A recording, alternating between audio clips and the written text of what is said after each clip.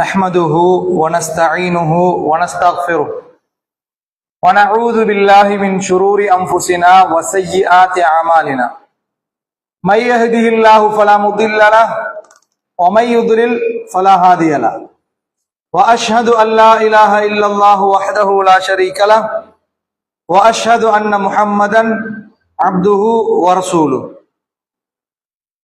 يا أيها الناس اتقوا ربكم الذي خلقكم من نفس واحدة وخلق منها زوجها وبث منهما رجالا كثيرا ونساء واتقوا الله الذي تساءلون به والأرحام إن الله كان عليكم رقيبا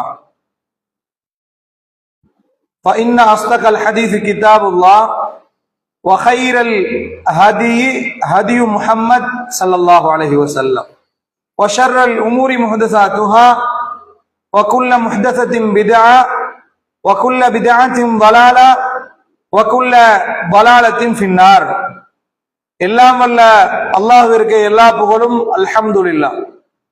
வார்த்தைகளில் மிகவும் உண்மையானது அல்லாஹுடைய வார்த்தையாகிய திருமறை குர்ஆன் என்றும், வாழ்க்கை வழிகாட்டுதல்களில் சிறந்த வழிகாட்டல் எம் உயிரிலும் மேலான நபிகள் நாயகம் ஸல்லல்லாஹு அலைஹி வஸல்லம் அவர்களுடைய வழிகாட்டல் என்றும், நாங்கள் செய்யக்கூடிய காரியங்களில் மிகவும் கெட்டது அல்லாஹுடைய புனித இஸ்லாம் மார்க்கத்தில் அல்லாஹும் அவனது தூதரும் சொல்லாதவைகளையும் செய்யாதவைகளையும் அங்கீகாரம் வழங்காதவைகளையும் செய்வதென்றும், அவ்வாறு செய்யக்கூடிய ஒவ்வொரு வழிபாடுகளும் நூதன அனுஷ்டானங்கள், ஒவ்வொரு நூதன அனுஷ்டானங்களும் வழிகேடுகள், ஒவ்வொரு வழிகேடுகளும் நரகத்திற்கே நம்மை கொண்டு போய் சேர்க்கும் என்று நபிகள் நாயகம் ஸல்லல்லாஹு அலைஹி வஸல்லம் அவர்கள் தங்களது உரைகளின் போது நபி தோழர்களுக்கு ஞாபகம் செய்ததை போல என்னுடைய இந்த உரையின் ஆரம்பத்திலும் இந்த வாசகங்களை நினைவூட்டியவனாக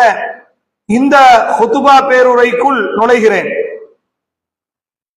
அன்புள்ள இஸ்லாமிய சகோதரர்களே, இன்றைய இந்த ஹுதுபா பேருரையின் தலைப்பு என்னவென்று சொன்னால், இஸ்லாமிய வளர்ச்சியில் இளைஞர்களின் பங்களிப்பு என்கிற தலைப்பு தெரிவு செய்யப்பட்டிருக்கிறது.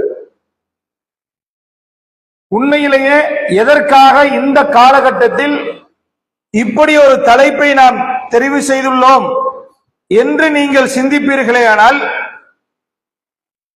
இன்றைய காலகட்டத்தில் ஒரு சமுதாயத்தினுடைய முதுகெலும்பாக, இன்றைய மட்டுமல்ல என்றுமே, அன்றும் இன்றும் என்றும் ஒரு சமூகத்தினுடைய முதுகெலும்புகளாக இருப்பவர்கள் இளைஞர்கள் என்பதில் எந்த விதமான மாற்று கருத்துக்களும் கிடையாது.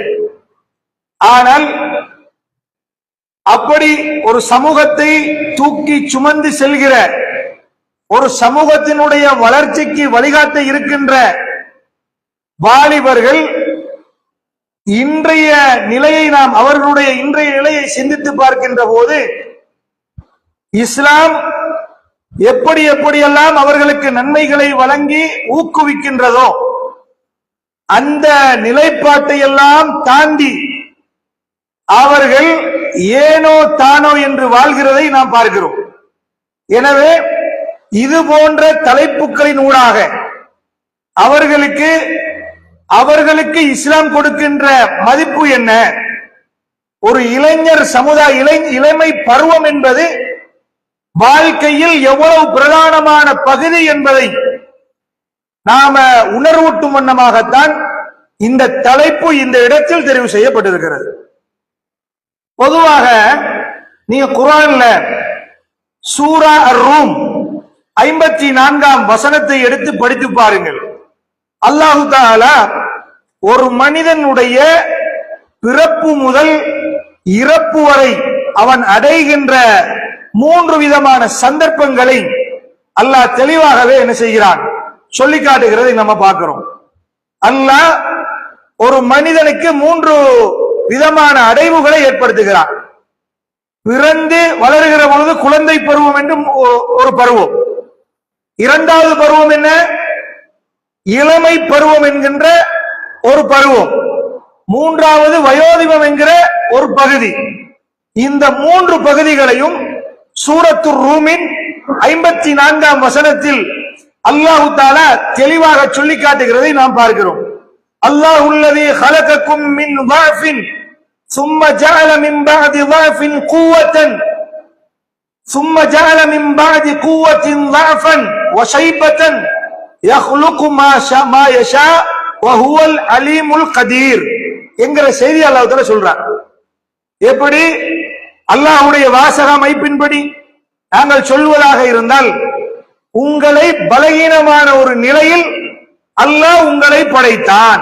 அல்லாஹுல்லதீ خلقكم من ضعف, ஒரு பலகீனமான ஒரு சூழ்நிலையில ஒரு நிலையில அல்லாஹ் உங்களை படைத்தான். அப்ப படைத்து தாயினுடைய வயிற்றிலிருந்து வெளியேறிய அந்த தருணத்தை அல்லாஹ் தஆலா சொல்கிறார், அந்த பருவத்தை அல்லாஹ் தஆலா சொல்கிறார். எப்படி நீங்க எந்த விதமான சக்தியும் உங்களுக்கு கிடையாது, பிறந்த உடனேயே பசித்தால் பசி என்று உங்களால் சொல்ல முடியாத ஒரு கட்டத்தில் அல்லாஹ் படைத்தான். தாகம் என்றால் தாகம் என்று சொல்லிக் கொள்ள முடியாத ஒரு கட்டத்தில், ஒரு எறும்பு கடித்தால் வலிக்கிறது என்று அதை தனது உணர்வுகளை சொல்ல முடியாத ஒரு கட்டத்தில் தான் அல்லாஹ் நம் ஒவ்வொருவரையும் படைத்திருக்கிறான் என்கிற செய்தியை அல்லாஹ் இந்த வசனத்தினூடாக ஆரம்பித்து வைக்கிறார். நீங்க நல்லா யோசிச்சு பாருங்க பாப்போம், அல்லாஹ் எந்த நிலையில நம்மளை படைத்தான். வேற சில வசனங்கள்ல அல்லாஹ் தஆலா எப்படி சொல்லி காட்டுறான், உங்களுடைய தாயினுடைய கருவறையிலிருந்து எதுவுமே அறியாதவர்களாகவே நீங்கள் வெளியேற்றப்பட்டீர்கள், நீங்க பிறந்தீர்கள் என்கிற செய்தி அல்லாஹ் தஆலா சொல்லி காட்டுறான். எதுவுமே தெரியாத ஒரு நிலைமையில நம்ம பிறந்தோம். பிறக்கும் போது எல்லாத்தையும் படிச்சு முடிச்சுட்டு பிறந்தோமா, பேச பழகிட்டு பிறந்தோமா, நடந்து பழகிட்டு பிறந்தோமா? எதுவுமே கிடையாது. அதெல்லாம் ஒவ்வொரு காலகட்டத்தில் அல்லாஹ் தஆலா தந்தவைகள் தான். அப்ப அல்லாஹ் தஆலா சொல்கிறான், மின் லஅஃபின், உங்களை நாங்க பலகீனமான ஒரு சூழ்நிலையில பலகீனமான ஒரு நிலையில தான் உங்களை நாம் படைத்தோம். சும்ம ஜஅல மின் பாதி ضعஃபின், இந்த பலகீனம் கொஞ்ச நாள் தான், அது நீடித்து போகாது. சில காலங்கள் போனதற்கு பின்னாடி இந்த பலகீனம் மெல்ல மெல்ல பலமுள்ள ஒரு பருவமாக மாறும். அல்லாஹ் சொல்றான், இந்த பலகீனத்துக்கு பின்னாடி குவத்தன், ஒரு பலம் வாய்ந்த ஒரு சக்தி வாய்ந்த ஒரு இளமை பருவத்தை நாம் ஏற்பாடு செய்தோம், நாம் ஏற்படுத்தினோம். உங்களுக்கு நாங்கள் அப்படி ஒரு நிலையை தந்தோம் என்று அல்லாஹ் தஆலா அவன் தருகிற ஒரு மனிதனுடைய வாழ்க்கையில் பிறப்பு முதல் இறப்பு வரை அவன் வயது முதிர்ந்து மரணிக்க நேர்ந்தால் அந்த பருவங்களை அல்லாஹ் தஆலா சொல்லி காட்டுகிறதை நம்ம பார்க்கிறோம். பிறகு அல்லாஹ் என்ன சொல்றான், பிறகு மீண்டும் ஆரம்பத்தில் இருந்த பலகீனத்தை போன்றே அதற்கு பிறகு ஒரு பலகீனமான நிலைக்கு நீங்கள் தள்ளப்படுவீர்கள். அந்த பலகீனமான நிலை எப்படி? வயது முதிர்ந்து உங்களுடைய மயிர்கள் எல்லாம் நரைத்து போய் வித்தியாசமான ஒரு பலகீனத்தை நீங்கள் அடைகிறீர்கள் என்கிற செய்தியை அல்லாஹ் தஆலா திருமறை குர்ஆனில சொல்லி காட்டுகிறதை பார்க்கிறோம். இந்த மூன்று பருவங்களையும் விரும்பியோ வெறுத்தோ நானும் நீங்களும் அடைந்தே ஆக வேண்டும் என்கிறது அல்லாஹ்வுடைய நியதி. நீங்க நல்லா யோசிச்சு பாருங்க. இந்த மூன்று பருவங்கள்ல அல்லாஹ் தஆலா ஒரு பலம் வாய்ந்த பருவத்தை தான் அல்லாஹ் தஆலா மெச்சி புகழ்ந்து பல்வேறுபட்ட இடங்களில் அல்லாஹ் தஆலா பேசுகிறான். ஆரம்பம் பலகீனம். பலகீனம் என்று சொன்னால் அவர்களால் எதுவுமே செய்ய முடியாது. இறுதியும் பலகீனம். வயது முதிர்ந்ததற்கு பின்னால் அடைவது பலகீனம், அவர்களால் முடியாது. அவ முடியாத இரண்டு பருவங்களை அல்லாஹ் உண்டு பண்ணி, எது வேண்டுமானாலும் என்னால் முடியும், எதை வேண்டுமானாலும் என்னால் செய்ய முடியும் என்று பயமறியாத ஒரு காலப்பகுதியையும் அல்லாஹ் ஏற்படுத்தினான் என்றால் அந்த வாய்ப்புகள் மிகவும் பெருமதி வாய்ந்தவைகள் என்பதை நானும் நீங்களும் புரிந்து கொள்ள வேண்டும். அன்புள்ள சகோதரர்களே, இது அல்லாஹ் தஆலா வேறொரு குர்ஆன் வசனம் வேறொரு வசனத்தில சூரத்துன் நிசாவுல 75 76 அல்லாஹ் சொல்லி காட்டுகிறார்.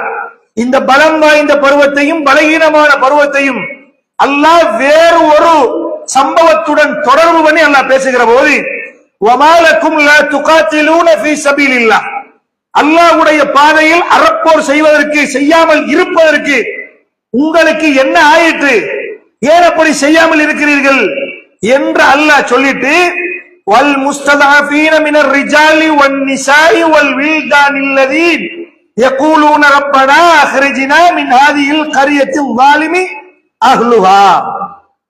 இப்படி ஒரு துஆவை வஜஅல்னா மின் லதுன்க வலியன் வஜஅல்னா மின் லதுன்க நஸீரா, இப்படி ஒரு துஆவையும் அல்லாஹ் சொல்லி காட்டி அந்த வசனத்துல ஒரு பிரதானமான பகுதியை முன்வைக்கிறார். எப்படி அல்லாஹ் சொல்றான்?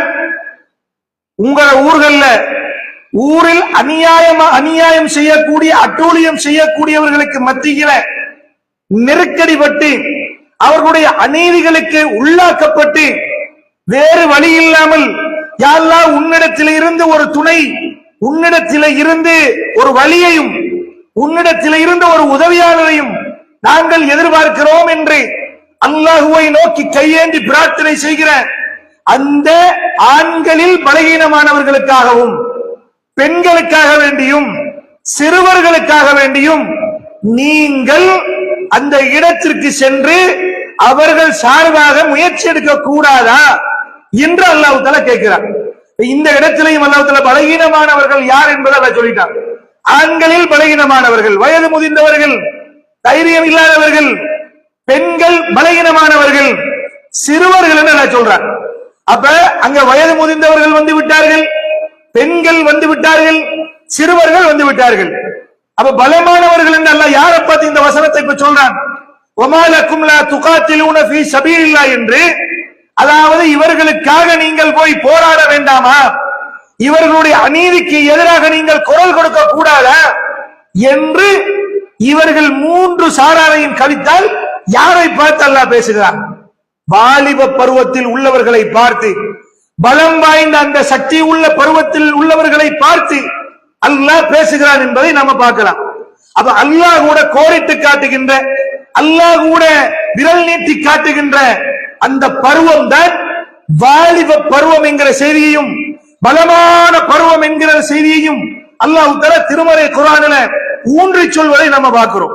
அன்புள்ள சகோதரர்களே, ஆனால் இந்த பருவம் இருக்குதானே, வாலிப பருவம் என்பது எல்லாருமே நம்மள அடைந்துதான் இருப்போம். இந்த வாலிபம் சக்தி வாய்ந்த பலமான ஒரு முறுக்கேறிய ரத்தம் சூடாகின்ற அந்த பருவம் சர்வசாதாரணம் கிடையாது. எந்த பக்கமும் திரும்ப முடியும். அவருக்கு ஒரு கேடுகெட்ட ஒருவராக போவதனாலும் அதுக்கும் தைரியம் இருக்கு. ஒரு வாலிப பருவம் இருக்குதுன்னு வைங்க, ஒரு வாலிபர் ஒருவர் இருக்கிறார், அவருக்கு ஒரு கெட்டு போய் குடிக்கு அடிமையாகி சினிமாவுக்கு அடிமையாகி தேவையில்லாத பாவங்களை இன்னொரு பாவங்களை செய்வதற்கும் அந்த வயதினில் முடியும். அவர்களை தட்டி கேட்பதற்கும் தட்டி கேட்கின்றவர்களை எதிர்ப்பதற்கு கூட அவர்களுக்கு பலம் உண்டு. அடுத்தது என்ன? அதற்கு நேர் எதிர்மாற்றமான பகுதி. நன்மையின் பக்கம் வந்து குர்ஆன் சுன்னா அடிப்படையில் வாழ்ந்து பள்ளிவாசல்களோடு தொடர்பு பட்டு அல்லாஹ்வுடைய மார்க்கத்தை படித்து பிறரையும் அந்த தூய கொள்கையின் பக்கம் அழைக்கின்ற அழைப்பு பணிகளிலும் இந்த வாலிபர்களுக்கு ஈடுபட முடியும் என்கிற செய்தியையும் நம்ம பார்க்கலாம். வாலிபம் என்பது இரண்டு பகுதிகளாக நம்ம பார்க்கணும். ஒன்று அதனுடைய தீமைகள், இரண்டு அதை வைத்து செய்யப்படுகிற நன்மைகள். இந்த ரெண்டுல அல்லாஹ் தஆலா வழிகாட்டு ஃபஹதைனாஹுன் நஜ்தைன், இரண்டு பாதைகளை காட்டினான் அல்லாஹ் தஆலா. ஒன்று நேரான பாதையை காட்டினான். அந்த நேரான பாதையின் பக்கம்தான் நமது வாலிபம், நமது சக்தி வாய்ந்த அந்த பருவம் செலவழிக்கப்பட வேண்டும் என்பதை திருமறை குர்ஆன் தெளிவாக சொல்லி காட்டுகிறது. அன்புள்ள சகோதரர்களே, இந்த இளமை பருவத்தை நாம் புரிந்து கொள்ள வேண்டும். அதாவது சின்ன குழந்தை பருவம் இருக்குதானே, இதுல பாவங்கள் செய்தால் கூட அல்லாஹ்வுடைய தூதர் ஸல்லல்லாஹு அலைஹி வஸல்லம் சொன்னாங்க. ஸஹீஹ் இப்னு ஹிப்பான் என்று சொல்லக்கூடிய ஹதீஸ் நூலிலே அல்லாஹ்வுடைய தூதர் ஸல்லல்லாஹு அலைஹி வஸல்லம் அவர்கள் சொன்ன செய்தி பதிவு செய்யப்பட்டிருக்கிறது. ருஃபிஅல் கலாமு அன் ஸலாஸின், மூன்று நபர்களை விட்டும் அல்லாஹ்வுடைய அந்த பேனை உயர்த்தப்பட்டு விட்டது. நன்மை தீமை, தீமை எழுதுகிற பேனை என்ன செஞ்சிட்டு கேட்டால் உயர்த்தப்பட்டு விட்டது.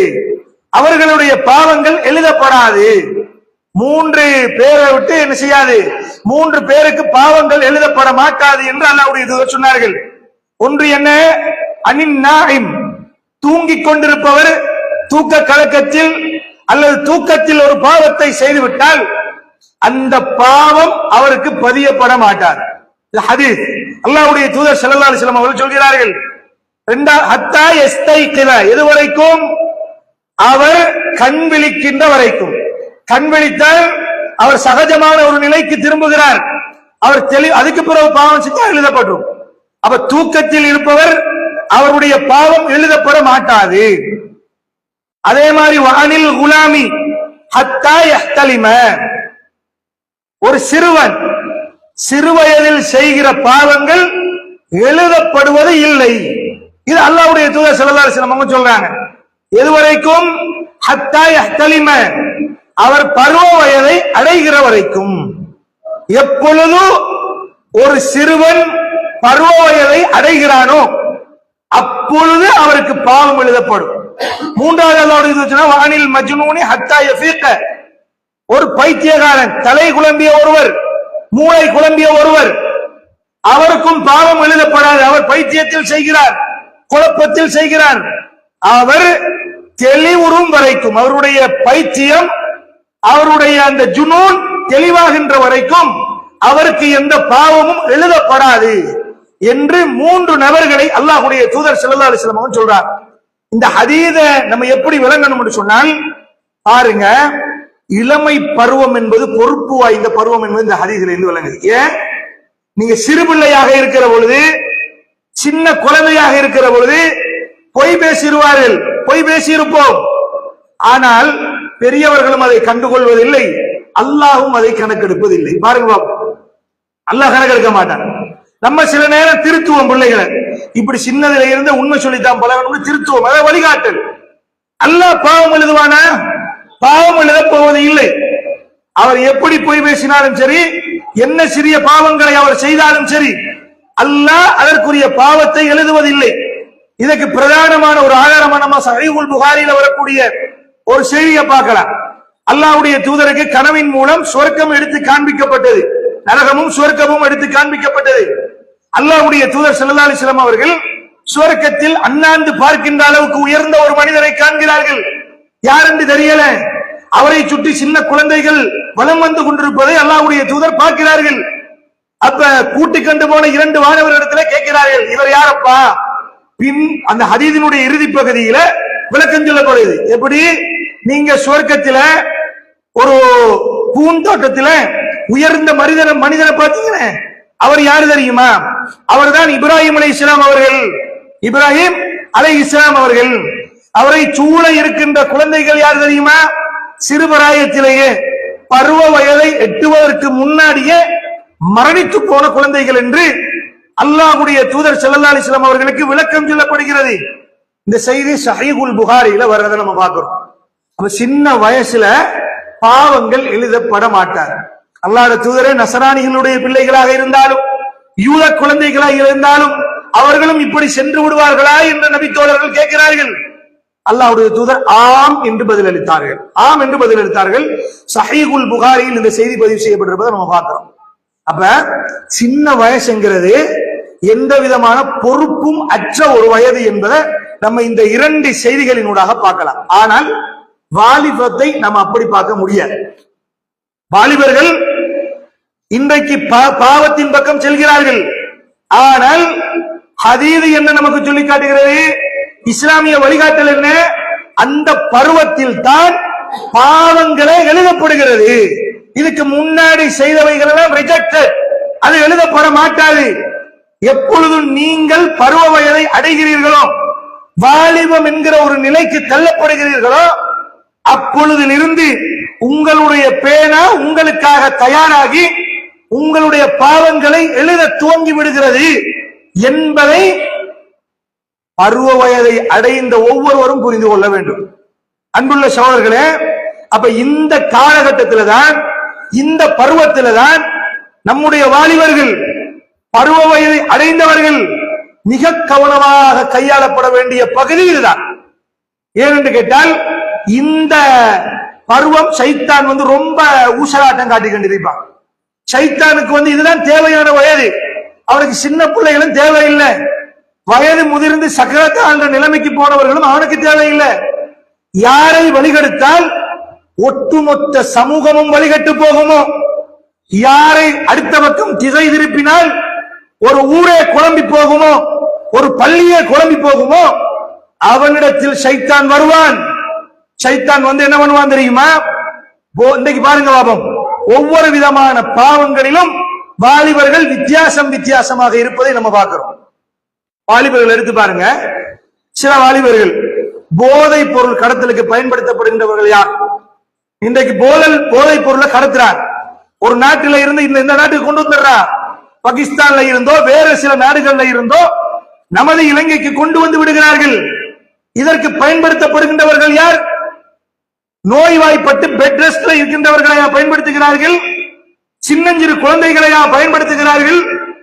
பயன்படுத்தப்படுகின்றவர்கள் திடகாத்திரமுள்ள, எதற்கும் துணிஞ்ச, அஞ்சா நெஞ்சம் கொண்ட வாலிபர்கள் இன்றைக்கு போதை பொருள் கடத்தலில் முக்கிய பங்குதாரர்களாக இருப்பதை நம்ம பார்க்கிறோம். இரண்டாவது, ஆபாச வியாபாரிகளாக இன்றைக்கு இருப்பது முழுக்க இளைஞர்களாக இருப்பதை நாம் பார்க்கிறோம். மூன்றாவது, கொலை கொள்ளை போன்ற அந்த மிகப்பெரிய கொடிய பாவத்திற்கு இன்றும் ஈர்க்கப்படுவது யார்? வாலிபர்களைத்தான் இன்றைக்கு பயன்படுத்துகிறார்கள்.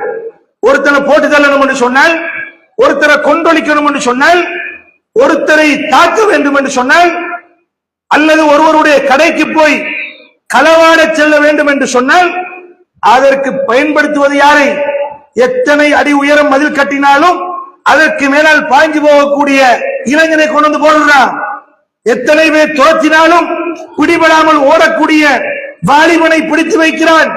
இந்த கொலை கொள்ளைகளில் பயன்படுத்தப்படுவது வாலிபர்களை என்பதை நம்ம பார்க்கிறோம்.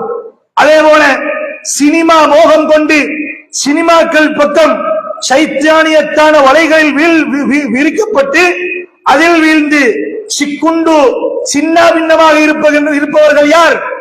இன்றைய இளைஞர்களை நம்ம பார்க்கிறோம். அன்புள்ள சகோதரர்களே, எந்த அளவுக்கு இன்றைக்கு ஒரு சினிமா நடிகன் எப்படி தலைமுடி வெட்டுகிறானோ அப்படி நம்முடைய வாலிபர்கள் தலைமயிர் வெட்டுவார்கள். ஒரு காலத்துல அல்லாஹ்வுடைய தூதர் கஸ முறையில் தலைமயிரை வெட்டுவதை அல்லாஹ்வுடைய தூதர் தடுத்தார்கள். சஹாபாக்கள் கேட்கிறார்கள், அமல் கஸு யா ரசூலல்லாஹ், அல்லாஹ்வுடைய தூதரே கஸ என்றால் என்ன? அல்லாஹ்வுடைய தூதர் விளங்கப்படுத்துகிறார்கள், பாதி தலையை மடித்து மீதி தலையை விடுவது. பாதியை வலிச்சிட்டா மீதியை விடுவதை கஸ என்று சொல்வார்கள். அல்லாஹ்வுடைய தூதர் அந்த வழிமுறையை தடுத்தார்கள். ஹராம். நஹா ரசூலுல்லாஹி ஸல்லல்லாஹு அலைஹி வஸல்லம் அனில் கஸஇ, கஸ முறையில் தலைமயிர் வெட்டுவதை அல்லாஹ்வுடைய தூதர் தடுத்தார்கள். இத மிம்பர் மேடைகள்ல, இஜ்திமா மேடைகள்ல, தர்பியா நிகழ்ச்சிகள்ல நம்முடைய உலமாக்கள் உரத்த குரலில் பேசுவார்கள். ஆனால் நம்முடைய வாலிபர்கள் அதை கேட்க மாட்டாங்க. அப்படித்தான் வெட்டுவார்கள். சர்வ சாதாரணமாக சேப்பாக முடிய வெட்டிட்டு போனால் என்னது, இதெல்லாம் வயோதிபத்திற்குரிய தலைவெட்டல், முடிவெட்டல், இப்படியெல்லாம் இருக்கக்கூடாது. ஒரு கொஞ்சம் வலித்த மாதிரி முடிய வெட்டிக்கிட்டு ஜெல்ல போட்டு ஒவ்வொரு விதமாக தலைய பெகம் மாதிரி எல்லாம் கொண்டு வந்து ஒரு விதமான வாரங்கள், அதுக்கெல்லாம் பெயர்கள் உண்டு. இன்றைக்கு அதெல்லாம் வைத்துக் கொண்டு இருக்கின்ற வாலிபர்களை நம்ம பார்க்கிறோம். இப்படி கவர்ச்சி அடையப்படுவார்கள். இதெல்லாம் யார் என்று கேட்டால், அன்றைய காலத்தில் அந்த நேரத்தில் இருந்த ஒரு சினிமா நடிகன் செய்ததை பார்த்து தூண்டப்பட்டு கவர்ந்து ஈர்க்கப்பட்டு நம்முடைய வாலிபர்கள் அதற்கு பின்னால் போகின்ற இந்த காட்சியை நம்ம பார்க்கிறோம். அதே போல கொஞ்ச நாளைக்கு பிறகு பார்த்தா இந்த கரண்டை காலுக்கு மேல ஓடுங்கன்னு சொன்னா போட மாட்டாங்க. தலைமுடிய ஒழுங்கா வெட்டுங்கன்னு சொன்னா வெட்ட மாட்டாங்க. இதெல்லாம் அவங்களோட மனம் போன போக்குற மனோ இச்சையை பின்பற்றி, நடிகர்களை பின்பற்றி நம்முடைய வாலிபர்கள் போய்கொண்டே இருப்பார்கள். திடீரென பார்த்தா யூட்டன் அடிச்சு வருவார். தலைமயிரை நல்லா வெட்டி இருப்பாங்க. தாடி வைக்காத இளைஞர்கள் தாடி வைத்திருப்பார்கள். கரண்டை காலுக்கு மேலாக போடுகிறார்கள். சில சமயங்கள்ல நமக்கு சந்தோஷம், ஆஹா மாஷா அல்லாஹ் வாலிபர்கள் மாறிவிட்டார்கள், தாடி வைக்க தொடங்கி விட்டார்கள், கரண்டை காலுக்கு மேலால் ஆடை அணிய தொடங்கி விட்டார்கள், சுன்னாவை பின்பற்றுகிறார்கள் என்று நாம் சிந்தித்தால் அதுதான் ஏமாற்றத்தின் அடையாளம். ஏன் தெரியுமா? சில வாலிபர்கள் எல்லாம் பாதுகாத்து நன்மையின் பக்கம் அழைத்து செல்கிற வாலிபர்களை தவிர நிறைய வாலிபர்களை நம்ம பார்க்கிறோம் சமூகத்துல. அது இப்ப புதிய நடிகர்கள் அப்படித்தான் செய்யறாங்க. கரண்டை காலுக்கு மேலான ஆடை அணிகிறான், அதனால அவர்கள் அணிகிறார்கள். தாடி வைக்கிறார்கள், அதனால் இவர்களும் தாடி வைக்கிறார்கள். முடிய சரியாக இன்றைக்கு வெட்டா அதனால வெட்டுகிறார்கள். அப்ப அல்லாஹ்வுடைய தூதரை மதிக்காத இளைஞர் சமுதாயமாக, இஸ்லாமிய சட்ட விழுமியங்களை மதிக்காத வாலிபர் சமுதாயமாக இன்றைய வாலிப சமுதாயத்தை ஷைத்தான் அவர்களுக்கு கவர்ச்சி காட்டி வளர்த்து வைத்திருக்கிறான் என்பதை நம்ம கண்கூடாக பார்க்க முடிகிறது. வாங்கி கேட்கும் பள்ளி வாசலுக்கு முன்னுக்கு இருந்து இன்டர்நெட்டை ஒன் பண்ணி பேஸ்புக் பார்த்து கண்டிருப்பான், யூடியூப்ல இருப்பான், வாங்கி கேட்கும். அப்பதான் பள்ளியை விட்டு வெளியே போவார். அப்பதான் பள்ளியை விட்டு வெளியே போவார்.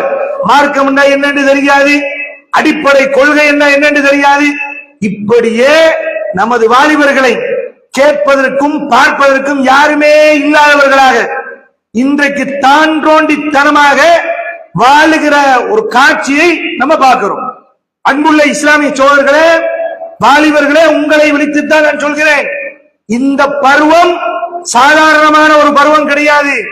இதற்கெல்லாம் ஷைத்தான் உங்களை அடிமையாக்குகிறான். ஷைத்தானுடைய நோக்கம் என்ன தெரியுமா? நீங்க திருந்திட்டா, நீங்க பள்ளிக்கு வந்துட்டா, நீங்க குர்ஆனை ஓதிட்டா, நீங்க மார்க்கத்தை படிச்சுட்டா அவன் தோத்துருவான்.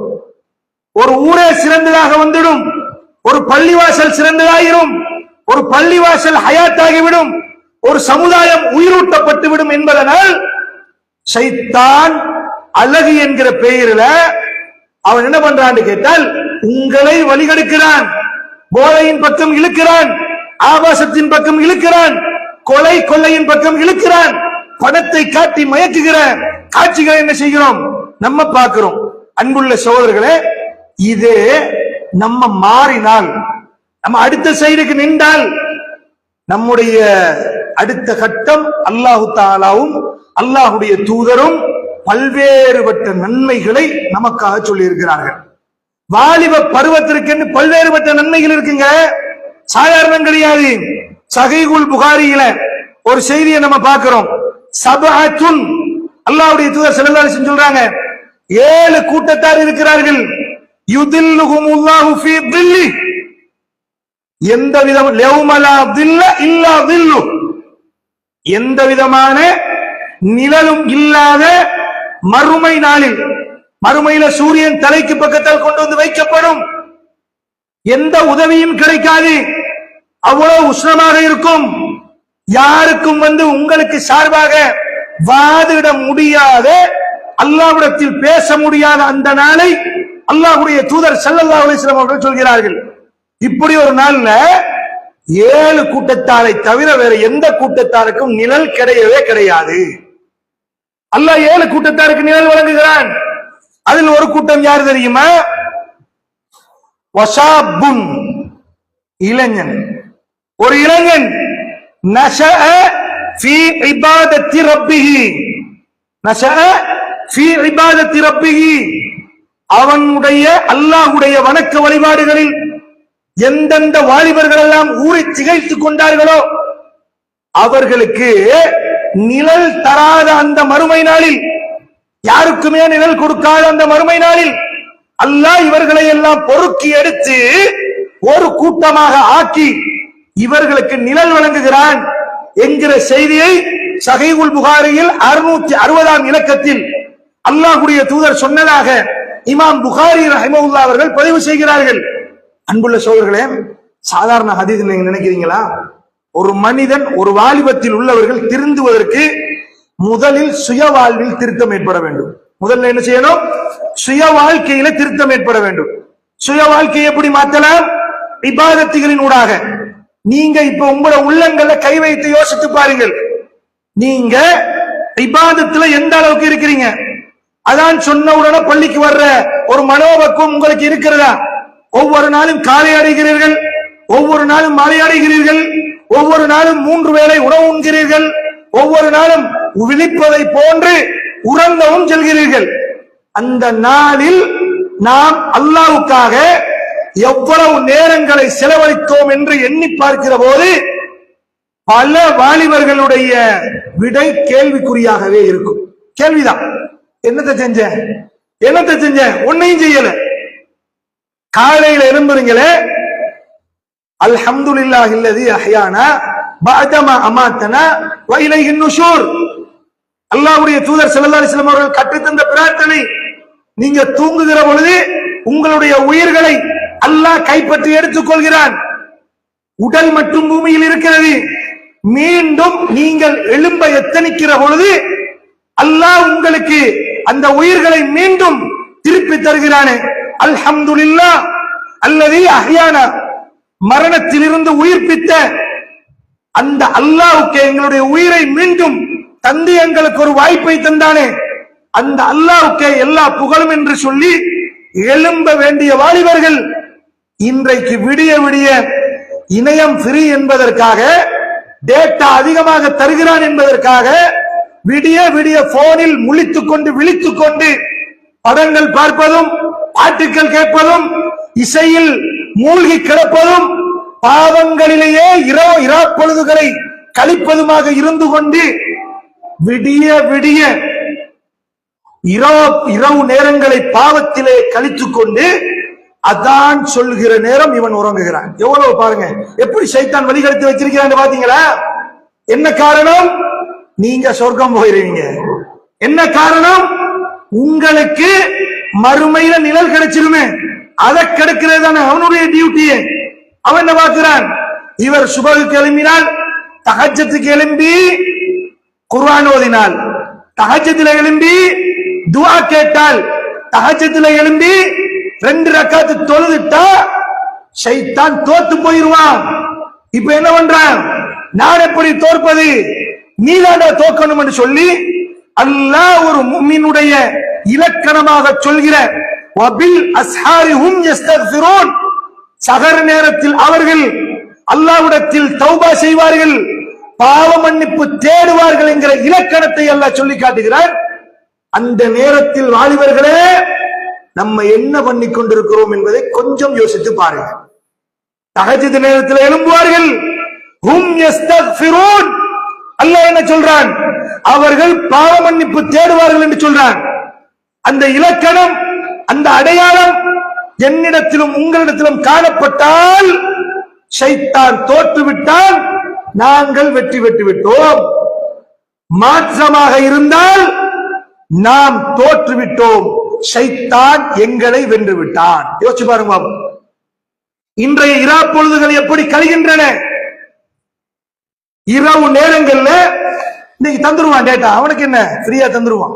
1000 ரூபாய் பில்ல போடு, உனக்கு data unlimited, YouTube unlimited, WhatsApp, Facebook எல்லாமே அன்லிமிட்டெட் என்று தந்துருவான். விடிய விடிய செக் பண்றான், விடிய விடிய யூடியூப்ல சர்ச் பண்ணி படங்களையும் பாடல்களையும் பார்க்கிறான், தேவையில்லாத படங்களையும் பார்க்கிறான். பேஸ்புக்ல பாருங்க, விடிய விடிய கண்முழிக்க ஏழுது. எதுக்கு? பாவம் செய்து சைத்தான் எப்படி உறுதுணை அளிக்கிறான் என்று கொஞ்சம் யோசிச்சு பாருங்க. ஒரு பேஸ்புக்கை பார்க்கறதுக்கு தூக்கம் வருது இல்ல, படுத்துக்கண்டே பார்ப்பான், ஸ்க்ரோல் பண்ணிக்கண்டு பார்த்துக்கண்டே போவான், தூக்கம் வராது. எழும்பி குர்ஆன் ஓதுங்க பார்ப்பான்டா, 5 நிமிஷம் ஓதையலாம்.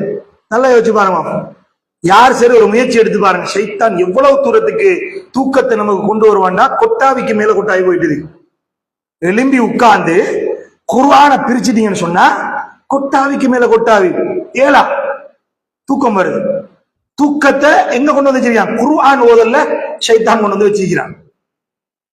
எழும்பி நின்று தொழுறதுக்கு நினைச்சாலே தூக்கம் வந்துடும். நாளையில இருந்து தொழுவோம் என்பா, தஹஜ்ஜுத் எப்ப தொழுவோம்? நாளையில இருந்து தொழுவோம் என்பா. நாளை தான், நாளை நாளை நாளை அவ்வளவுதான், அது திருப்பி வரவில்லை. இந்த நிலைக்கு ஷைத்தான் நம்மளை கொண்டு போவான். போன் பாவி, இன்றைக்கு டேட்டா நைட்டு ஃபுல்லா ஃப்ரீயாம், இன்றைக்கு எத்தனை படங்கள் வேண்டுமானாலும் டவுன்லோட் பண்ணலாமா என்று சொல்லிட்டு விடிய விடிய முடிச்சு கொண்டிருப்பான். இவருக்கு தூக்கம் வரும் எப்ப? சுபகுக்கு பாங்கு கேட்கிற நேரம். சுபகுக்கு பாங்கு கேட்கிற நேரம் உம்மாட்ட சொல்லிட்டு படுப்பாரு. யாரும் காலையில் 6-7 மணிக்கு என்ன எழுப்பிடாதீங்க, அதுவும் 6-7 மணிக்கு தான் எழுப்பிடாதீங்க. 10 மணி வரை தூங்க, என்னமோ விடிய விடிய வேலை செஞ்ச மாதிரியும் விடிய விடிய தஹஜ்ஜுத் தொழுத மாதிரியும். இப்படியான ஒரு நிலைக்கு நமது இளமை, நமது சக்தி, நமது ஏழுமை மாற்றப்பட்டு எதுவரைக்கும்? இயலாமை முதுமை வருகின்ற வரைக்கும் இந்த நிலைக்கு மாற்றப்படுகிறது என்றால், வாலிபர்களே, நாங்கள் விழித்துக் கொள்ள வேண்டிய கட்டம் இதுதான் என்பதை புரிந்து கொள்ளுங்கள். வல்ல ரப்புல் ஆலமீன் நமது வாலிபத்தின் ஊடாக பரக்கத்து செய்து ஒரு ஊரையை திருத்துகிற வாய்ப்புகளையும் மறுமையில் நமக்கு வெற்றியை நல்குகிற வாய்ப்புகளையும் தந்தருள் பாலிப்பானாக.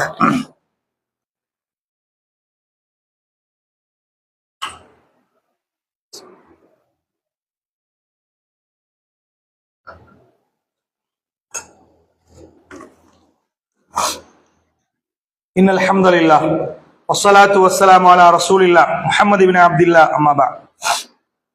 அன்புள்ள சகோதரர்களே, இஸ்லாமிய வளர்ச்சியில் வாலிப பருவம் என்கிற தலைப்பின் கீழ் முதலாவது உரையில் மிக நீண்ட நேரம் ஒரு மனிதனுடைய வாழ்க்கையில பிரதானமான பகுதி வாலிபம். அந்த வாலிப பகுதியில் எப்படி ஒருவன் பாவத்தின் பக்கம் திருப்பி எடுக்கப்படுகிறான், எதன் காரணமாக அவன் பாவத்தின் பக்கம் மூழ்கடிக்கப்படுகிறான் என்கிற செய்தியெல்லாம் நாம் பார்த்தோம். அப்ப ஒரு மனிதன் திருந்த நினைத்தான், நன்மையை அடைய நினைத்தான், அவன் திருத்த வேண்டிய முதல் பகுதி அவனுடைய முதலில் சுய வாழ்வில் திருத்தம் ஏற்பட வேண்டும். சுய வாழ்க்கைனா என்ன? அவனுடைய வழிபாடுகள், வணக்க வழிபாடுகள் திருத்தப்படணும். முதலாவது தொழுகையை கொண்டு வாங்க, தொழுகையை எடுங்க. தொழுதால் அல்லாஹ் அடுத்த பகுதியை சீராக்குவான். தொழுகை இல்லாமல் இஸ்லாத்தில் உனக்கு எந்த பங்கும் கிடையாது என்பது இஸ்லாத்தினுடைய மரபு. இஸ்லாம் நமக்கு வழிகாட்டியது.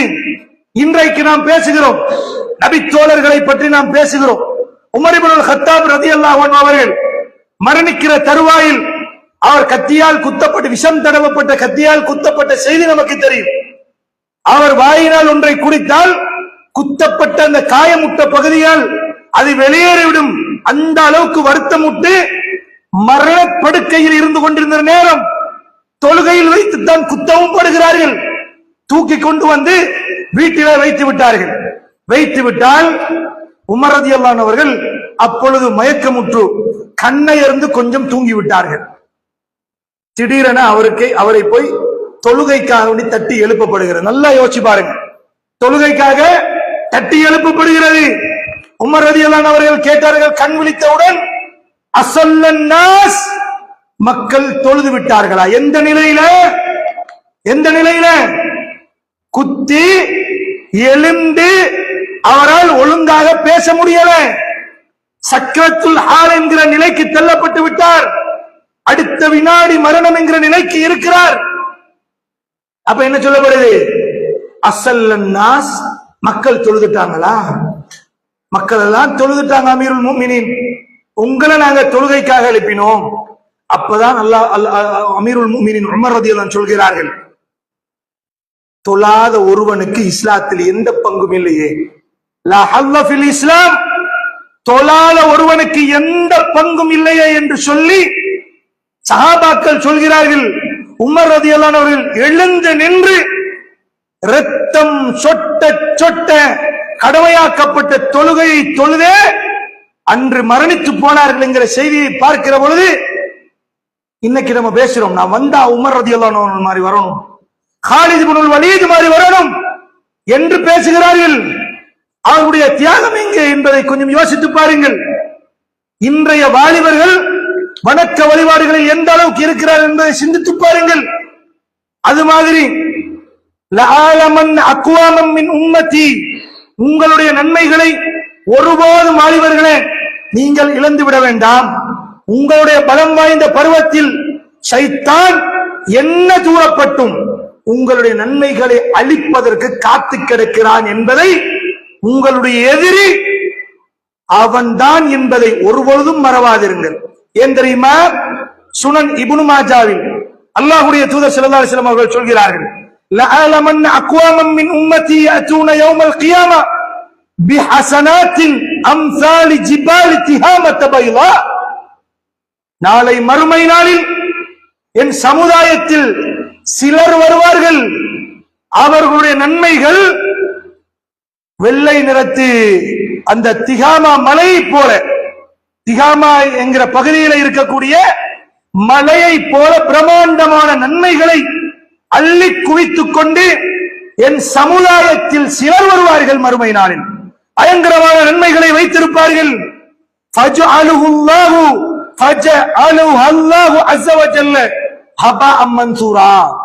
அல்லாஹ் அவர்களுடைய நன்மைகளை எல்லாம் ஒன்றும் இல்லாமல் சுக்குநூறாக அழித்து விடுவான் என்கிற செய்தியை அல்லாஹ்வுடைய தூதர் ஸல்லல்லாஹு அலைஹி வஸல்லம் அவர்கள் சொல்கிறார்கள். அப்ப சௌபான் ரலியல்லாஹு அன்ஹு கேட்கிறாங்க, யார் ரசூலல்லாஹ், அவர்கள் யார் ரசூலல்லாஹ்?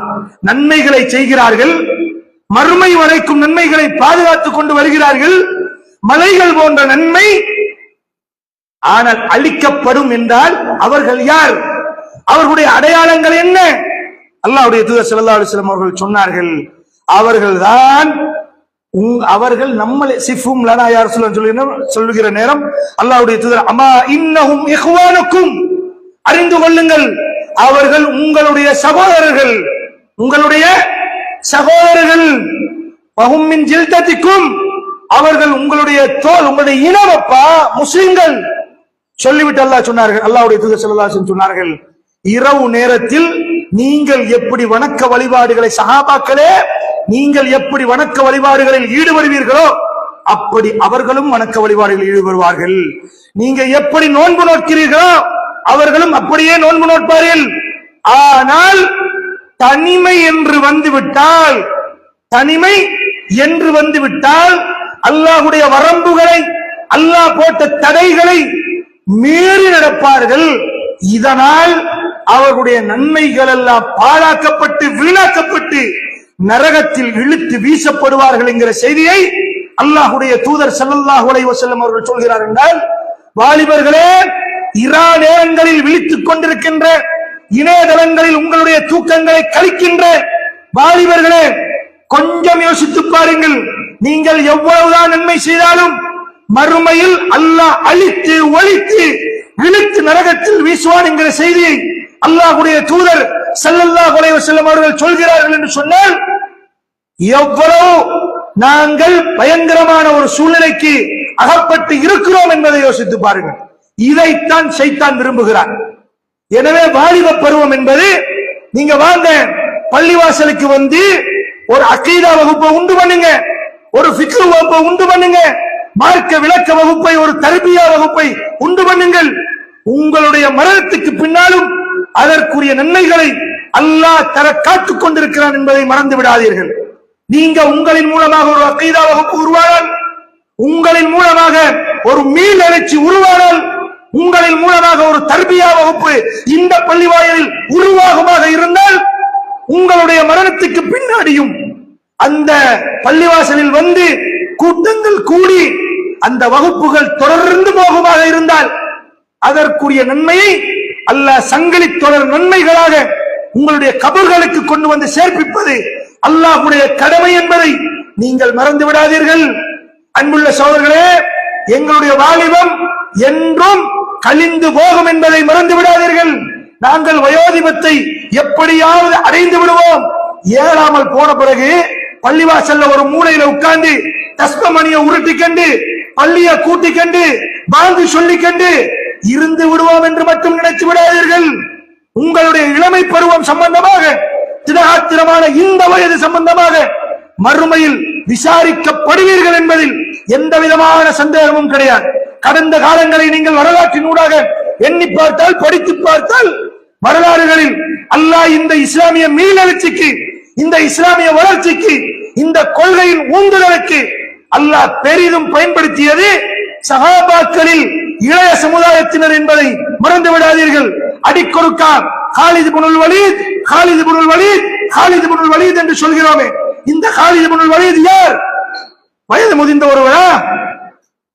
அவர் ஒரு வாலிபராக இருந்தார், திடகாத்திரமான வாலிபராக இருந்தார்.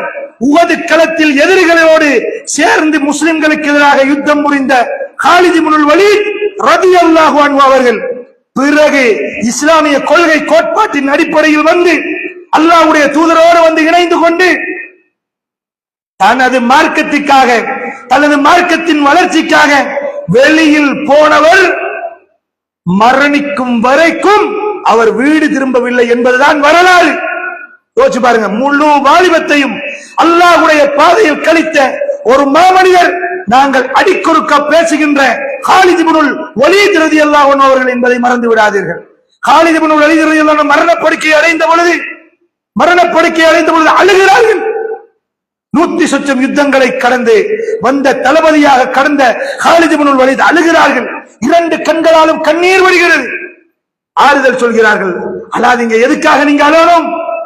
எனக்கு கீழால் எத்தனையோ பேர் சாதாரண போராளியாக வந்து போர் செய்தார்கள்.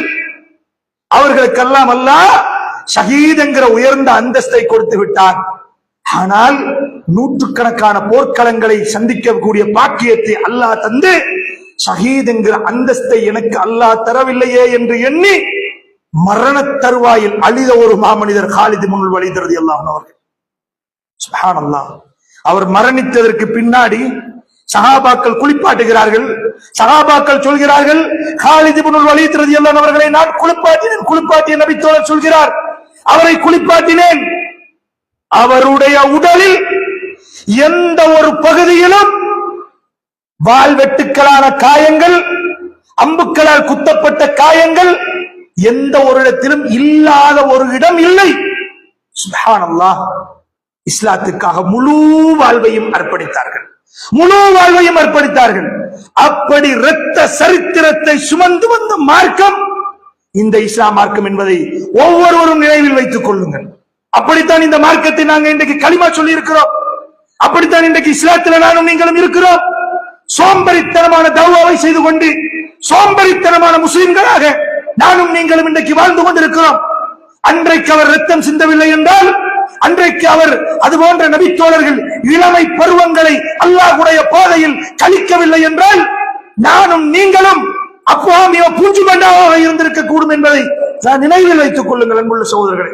ஏன் இதை சொல்கிறேன் என்றால் கவலையாக இருக்கிறது. இன்றைய பள்ளி வாயில்களை போய் பார்க்கிற பொழுது கவலையாக இருக்கிறது. ஒவ்வொரு பள்ளி வாயில்களுக்கும் பயானுக்கு போகிறேன், வாலிபர்களை காணவில்லை. வயது முதிர்ந்தவர்கள், தள்ளாத வயதில் புட்டுவாங்களில் உட்கார்ந்து தொழக்கூடியவர்கள் முன் சப்புகளை நிரப்புகிறார்கள் என்று சொன்னால் எங்களுடைய வாலிபர்களுடைய நிலை என்ன? காலித் இப்னுல் வலீத் பேரை சொல்ல நானும் நீங்கள் தகுதியா? ஜாஃபர் ரலியல்லாஹு அன்ஹு பேரை சொல்ல தகுதி? 2 கைகளையும் இழந்தாரே ஜாஃபர் ரலியல்லாஹு அன்ஹு, மறந்து விட்டீர்களா? எதற்காக? நானும் நீங்களும் முஸ்லிமா வாழணும்டாப்பா. அவர் அங்க போய் என்ன செஞ்சாரு? யுத்தம் செஞ்சாரு. நானும் நீங்களும் முஸ்லிம்களா வாழணும் என்றுதான். இன்றைக்கு யுத்த களம் இல்ல, ஆனா தொழுகைக்கு வாரதே யுத்தம் செய்யற நிலைமையாயிருக்கு. தொழுகைக்கு எடுப்பிக்கிறதே, ஒரு கிளாஸுக்கு எடுப்பிக்கிறதே யுத்தம் செய்யற நிலைமை நம்ம சமுதாயத்தோட. சஃபுகளை காக்கல காணும், ஜும்மா முஸ்லிம்களாக மாறிவிட்டோம். எப்படியப்பா கபரை சந்திக்க நானும் நீங்களும் தைரியமாக இருக்கிறோம்? எங்களுக்கு எப்படி தைரியம் வரும்? யோசிச்சு பாருங்க பாப்போம். எனவே அன்புள்ள இஸ்லாமிய சகோதரர்களே, நேரம் கடந்து விட்டது. இறுதியாக உணர்வூட்டுவதற்கான ஒரு சில செய்திகளை வாலிபர்களுக்கு நான் ஒரு 3 பேரை பற்றி நான் உங்களுக்கு சொல்றேன். உசாமா பின் ஸைத் ரலியல்லாஹு அன்ஹு அவர்கள் வரலாற்றில் எடுத்து படித்து பாருங்கள். குத்பா இடம் கொடுக்காதனால் பேரை மட்டும் சொல்கிறேன். சிரியா தேசத்தை அவர் கைப்பற்றுகிற போது 20 வயது தான். நல்லா ஞாபகம் வச்சுக்கோங்க. உசாமா பின் ஸைத் ரலியல்லாஹு அன்ஹு அவர்கள் சிரியா தேசத்தை கைப்பற்றுகிற பொழுது 20 வயது. முஹம்மது பின் காசிம் இந்தியாவில் நின்று போராடுகிற பொழுது வெறும் 17 வயது வாலிபராகத்தான், ஒரு இளைஞனாகத்தான் இருந்து ஒட்டுமொத்த இந்தியாவையும் திரும்பி பார்க்க வைத்தார் என்பதை வாலிபர்கள் நீங்கள் மறந்துவிடக் கூடாது. தாரிக் பின் ஜியாத் ஸ்பெயினை கைப்பற்றுகிற போது 17 வயதில் தான் ஸ்பெயினுக்கு போய் ஒட்டுமொத்த ஸ்பெயினையும் இஸ்லாத்தின் பக்கம் திரும்பி பார்க்க வைத்தார் என்பதை நீங்கள் ஒருபோதும் மறந்துவிடக் கூடாது. இவர்களுடைய வரலாறுகளை படியுங்கள். அவர்கள் ஊடாக அல்லாஹ் நமக்கு ஈமானை உறைய வைக்க கூடும். எனவே அன்புள்ள இஸ்லாமிய உறவுகளே, கலிமாவின் பொருள் தெரியவில்லை என்று இருந்து விடாதீர்கள், வெட்கப்பட வேண்டும். தொழத் தெரியாது என்று இருந்து விடாதீர்கள், வெட்கப்பட வேண்டும். குர்ஆன் ஓதத் தெரியாது என்று இருந்து விடாதீர்கள், வெட்கப்பட வேண்டும். குர்ஆன் ஓதத் தெரிந்த, அகீதா தெரிந்த, இஸ்லாமிய அடிப்படை கொள்கை தெரிந்த கொள்கை இளைஞர்களாக நானும் நீங்களும் மாறி, இந்த ஊரில் குடு வியாபாரம் இருக்கிறதா, அதை ஒழிப்பதற்கு சினிமா மோகம் இருக்கிறதா, அதை அழித்து துவம்சம் செய்வதற்கு பள்ளி வாயிலுக்கு வராத இளைஞர்கள் இருக்கிறார்களா, அவர்களை பள்ளியின் பக்கம் அழைப்பதற்கு முதுகெலும்புள்ள வாலிபர்களாக அனைவரும் ஒன்றுபட்டு இந்த பள்ளியை உயிரோட்டமான பள்ளியாக மாற்றுவோம். வல்ல ரப்புல் ஆலமீன் நம் அனைவருக்கும் அருள் செய்வானாக. அக்கூலு கௌலி ஹாதா வஸ்தக்ஃபிருஹு இன்னஹு ஹுவல் கஃபூருர் ரஹீம்.